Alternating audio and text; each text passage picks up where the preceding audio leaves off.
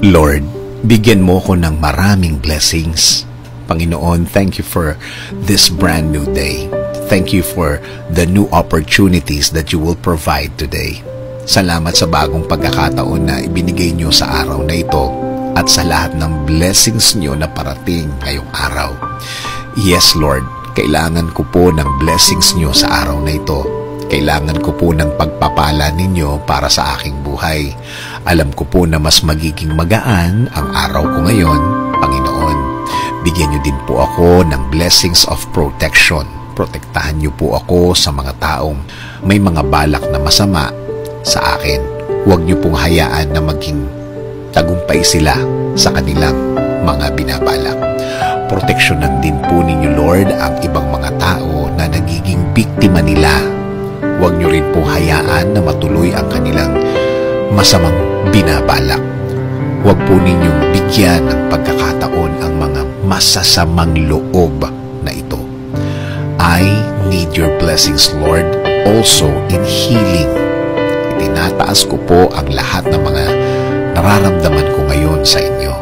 Alam ko na kayo lang ang makakapagpagaling sa akin at sa kanila, Panginoon. Alam kong ang mga sakit na ito will bow down to your name at tuluyang mawawala. And also, Lord, give me the blessings of provision. I-provide niyo po, Lord, ang lahat ng aking mga pangangailangan. Alam ko pong alam niyo ang lahat ng nangyayari sa aking buhay. Alam ko pong binabantayan niyo po ako palagi. At laging ang aking kapakanan ang lagi niyong nasa isip. Patuloy po akong kakapit at maniniwala sa inyo, Lord. Patuloy po akong huhugot ng lakas sa inyo. Patuloy akong maniniwala.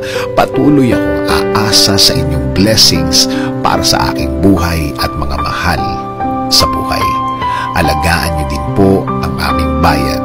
Alisin niyo po ang lahat ng mabibigat na problema sa aking bayan. Patuloy niyo pong bigyan ng blessings ang aming bansa.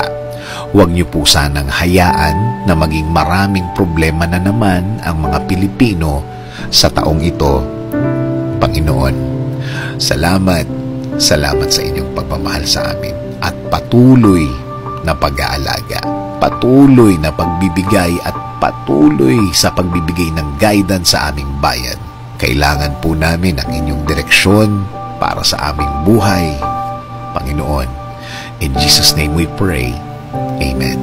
Sabi nga sa Isaiah 54:17, "No weapon that is fashioned against you shall succeed, and you shall confute every tongue that rises against you in judgment. This is the heritage of the servants of the Lord, and their vindication from me, declares the Lord."